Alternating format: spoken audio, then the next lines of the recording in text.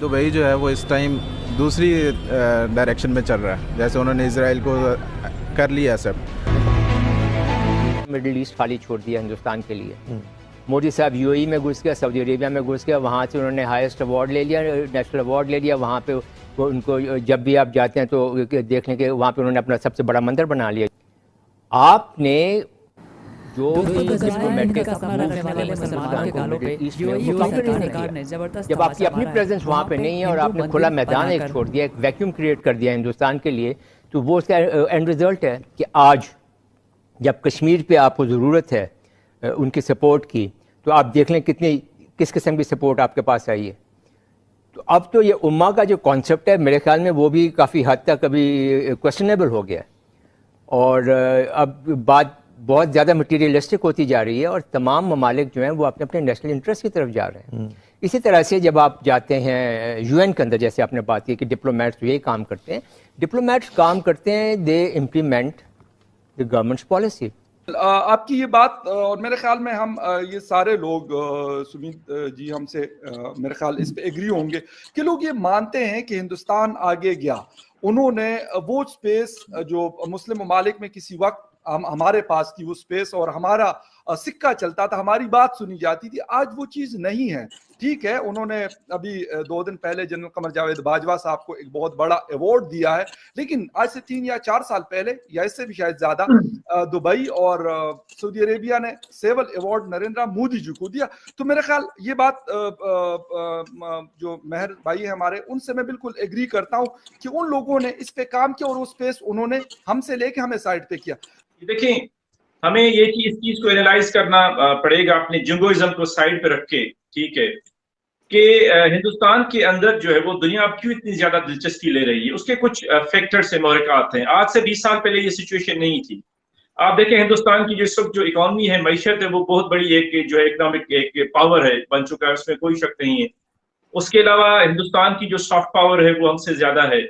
उसके अलावा हिंदुस्तान आप देखें दुनिया का वन ऑफ द लार्जेस्ट आपका वेपन इंपोर्टिंग कंट्री है। मोदी के आने के बाद उसकी जो आउटरीच है, स्पेशली आपके जो मुस्लिम कंट्रीज हैं, गल्फ कंट्रीज हैं, जो कभी पाकिस्तान के साथ बहुत ज्यादा क्लोज उनके रिलेशंस होते थे, अभी भी हैं, लेकिन हिंदुस्तान ने वहां पे बहुत ज्यादा अपना फुटप्रिंट जो है ना वो एस्टेब्लिश कर लिया है, जो पहले आपको इतना ज्यादा नजर नहीं आता था। क्यों? क्योंकि अभी आजकल की जो ये जो 21वीं सदी है फकीर, ये जियो इकोनॉमी की सेंचुरी है, 21वीं जो सदी है। इस पे नेशंस एक दूसरे में देख रही है कि इकोनॉमिक इंटरेस्ट क्या है। आप देखें कि सबसे ज्यादा इंडियंस आपके सऊदी अरब में है, जो गल्फ कंट्रीज है, वहां पे दुबई में उनकी ज्यादा इन्वेस्टमेंट है। नाम आपका? मेरा नाम हमाद है। करते क्या है?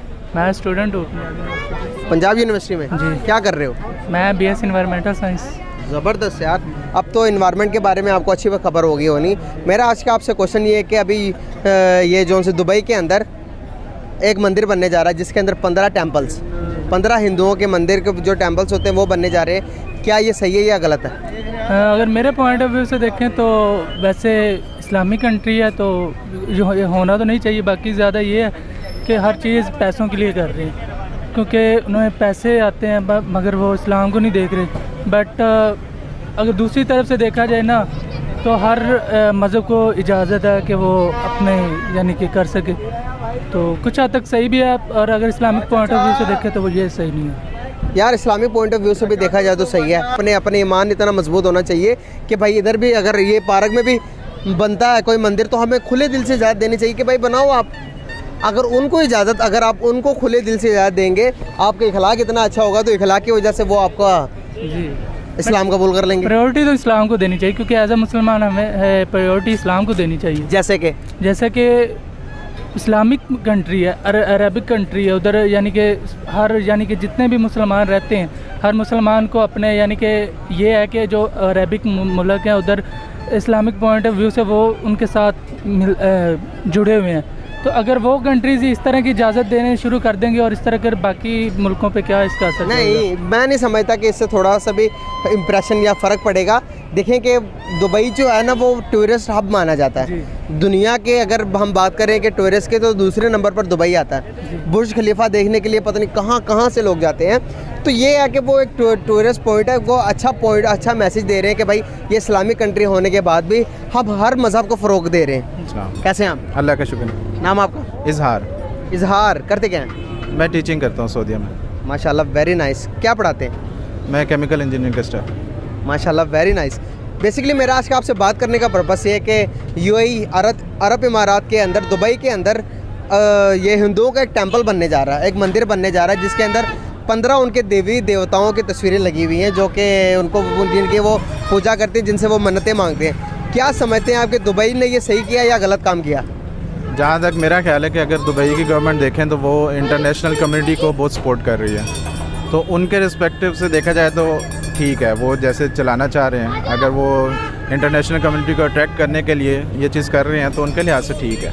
अच्छा, क्या ये कहीं ना कहीं आपको नहीं लगता कि सही नहीं है या गलत है इस तरह का? नहीं, एज ए मुस्लिम आप देखें तो वो बुरा लगेगा, हर एक को बुरा लगेगा। लेकिन दुबई जो है वो इस टाइम दूसरी डायरेक्शन में चल रहा है। जैसे उन्होंने इसराइल को कर लिया सब, तो फिर ये भी उसके लिए उनको सॉरी